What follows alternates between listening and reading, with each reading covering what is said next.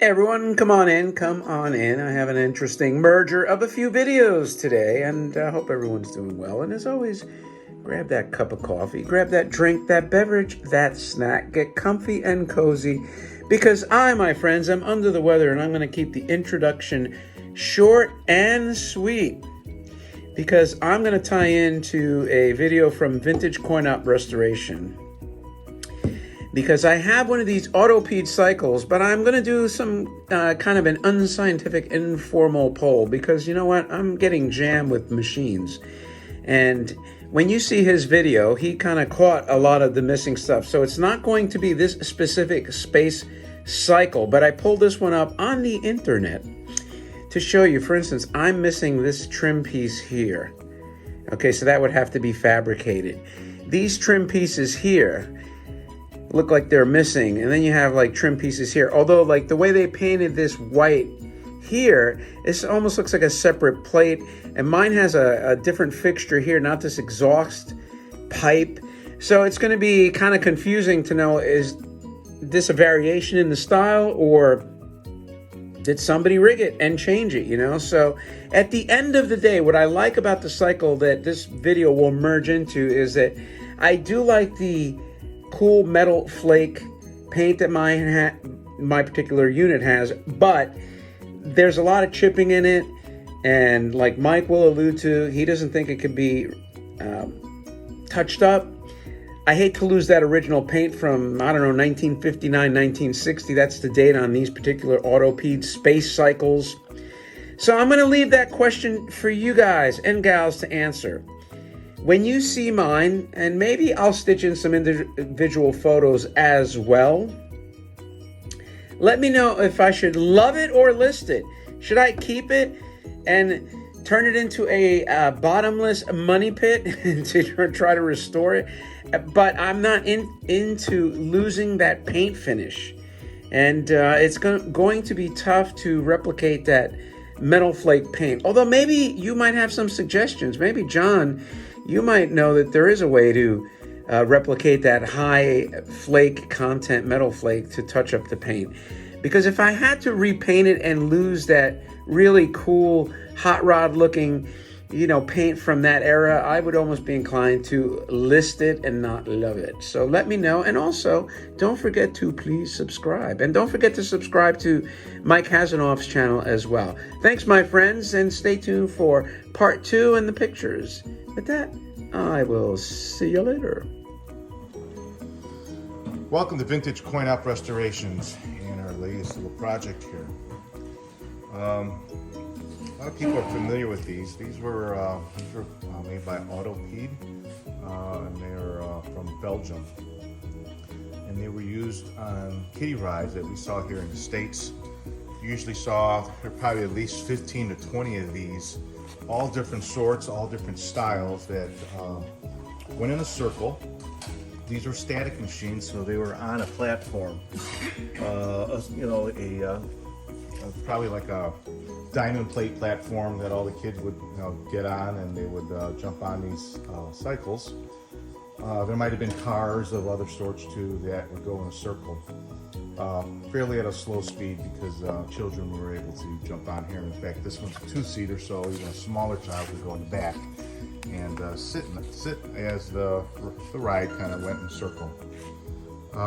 This one doesn't have any, I don't see any buttons or any of any sort that would have made a noise, but at least the ones that I'm familiar with and I was on when I was a kid, the handlebars, or there was always a button that had made a little noise, just like a little beeping noise, so you had some interaction with the actual ride. What we're looking at is all original paint and chrome, and we're also missing some things, and we'll go over that. But let's get a good close-up picture of the condition of this. It is original paint, but there's a ton of chipped paint, and it's pretty almost impossible to touch something like this up. This is a heavy flake paint. It's left under some clear coat, and that's probably the reason why it's lasted this long. But really hard to touch up. So what else can we do? Well, here we have this, all the chrome. This is, there's no way to buff it, polish it. That's about as good as it gets. But it could be replaced. Same thing with these handlebars. All the handlebars are all pitted and they're all rough. Come along, look at this other bar. As you can see, it's, from a distance it looks nice, but when we get really close up to it, you can see that it's all really, really rough. Pitted. Same thing with the handlebars. As we come around, you can just see it's all, in fact, right there, all the chrome is gone. Probably because a kid wants to put his foot up there and lean up against it. Here we have the windshield. The windshield is intact. It is all original. And the chrome is all pitted on this too. Here are these little wings. And like this, you know, these have already been polished and cleaned to the best that they can be. So there's nothing else that that we can do to make it look any better except replate it. Somebody put some, I don't know, look like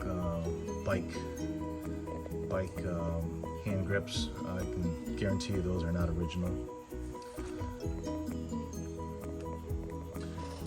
Come around the front. We have some lights.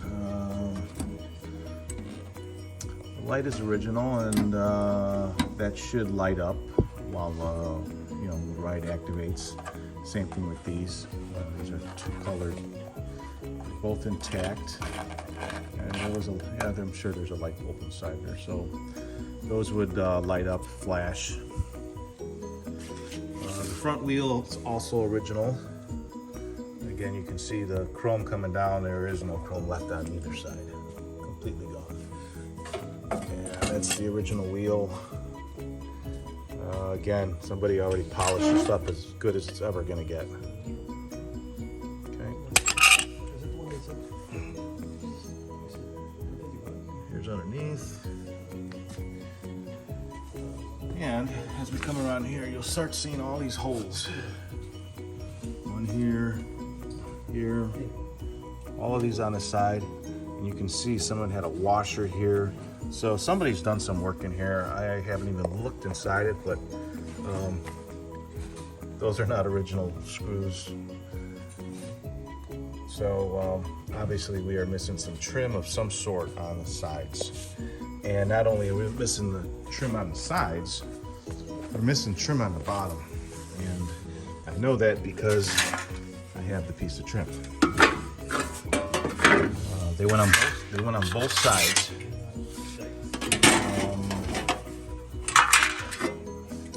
Here is a beat up one that we have in the shop, but this one's a little longer than what should be here. But on the left and right side, there was a polished piece of trim that went on the edges here to protect all this. So all that you see in here is basically unpainted metal. And here again, somebody, I don't know if they tried to touch up with some silver paint, but like I said, it's impossible to touch this stuff up. So there's a little more work, some more holes. So we know there's some kind of trim molding that went on here. Well, these original lights are intact, and those I'm sure we can get working. That X7 is all, that's all bullshit too. Come around here, all it is somebody put a little, you know, Home Depot or Hobby Lobby numbers on top of this. So that's all that is, all peeling. But we do have a seat on here, which is original upholstery on it, not torn, just a little bit cracked. But